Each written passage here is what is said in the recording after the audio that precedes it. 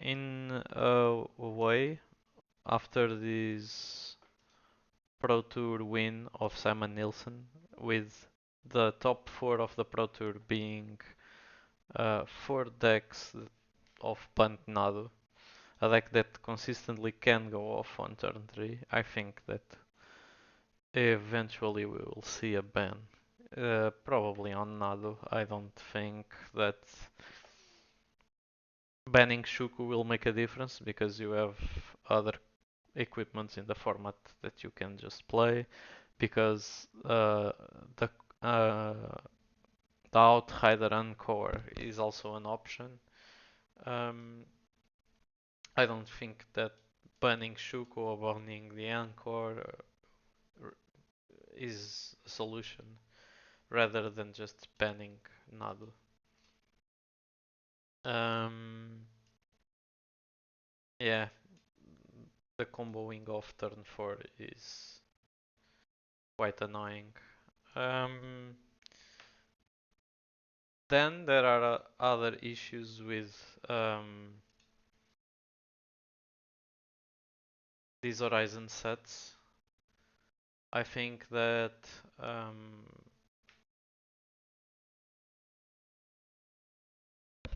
there was a logic to existing Modern and Pioneer, which was and Standard obviously. So the point being that you start by playing Standard because it's a small pool of cards that are coming out early on or recently, so people can acquire and play. And over the time you would grow your collection and start playing Pioneer and eventually start playing Modern, and that is not the case anymore. If you look at the card pool of um, Modern and Pioneer, it's growing ever more apart because of these Horizon sets.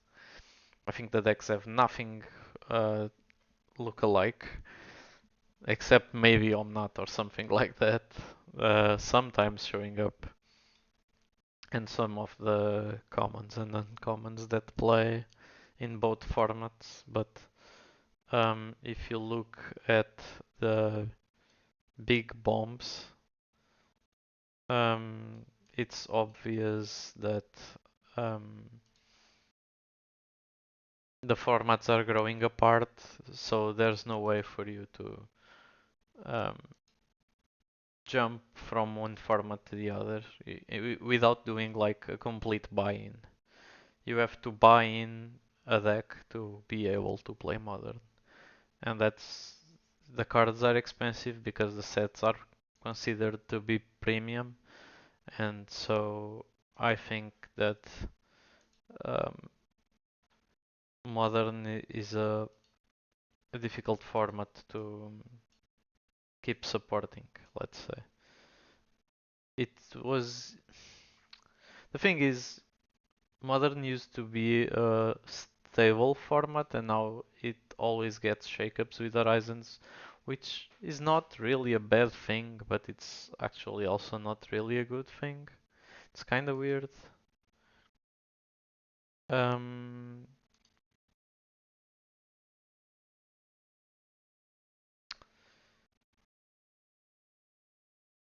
and I think this Pro Tour also proves that this Horizons decks with these Horizons 3 have nothing to do with the decks that were played before. I think there was one Glorious Vengeance player doing well in the tournament, as well as one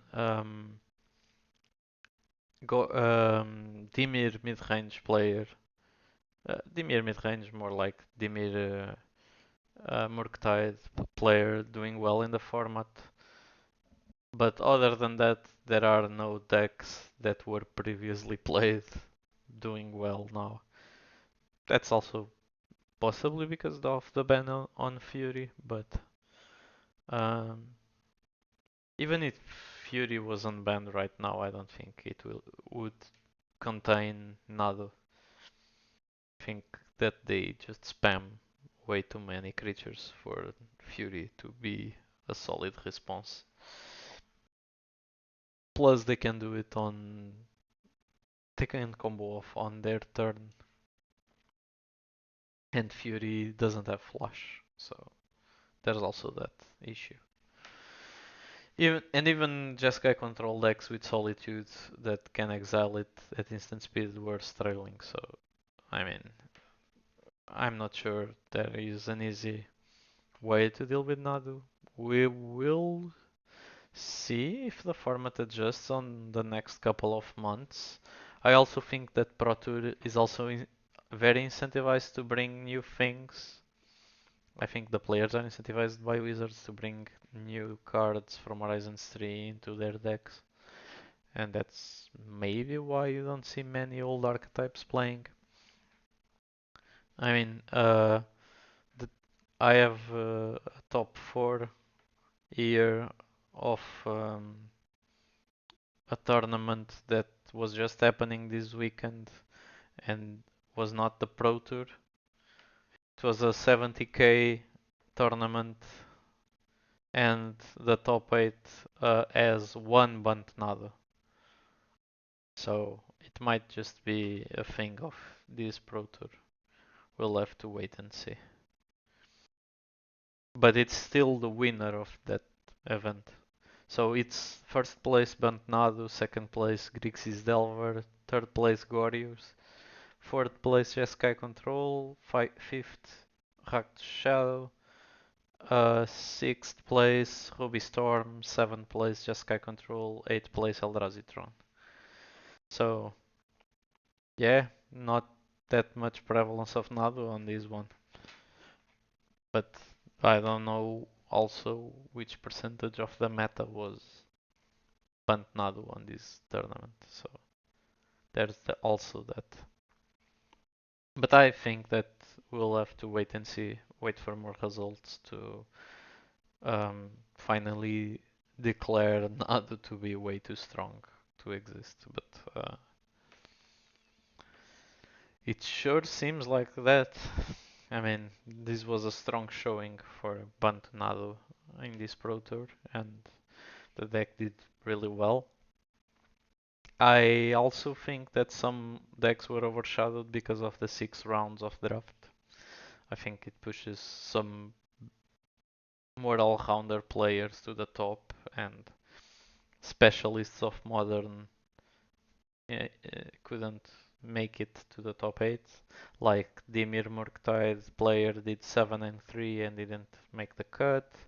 Glorious Vengeance player was 8-0 at the beginning of round 14. So in the worst case, he did 8 and 2 and he didn't make top 8. So that might be because of the rounds of draft didn't go well for them. Uh, Also, I think that the other players that were not playing Bunt on the top 8 had a bit of unluck, let's say. Um, well, I think that we'll have to wait and see how the format shakes out in the next couple of months. Like, I think it's too early to say that Nadu is an issue. We'll have to wait and see. But it certainly looks that way, at least for now. Um,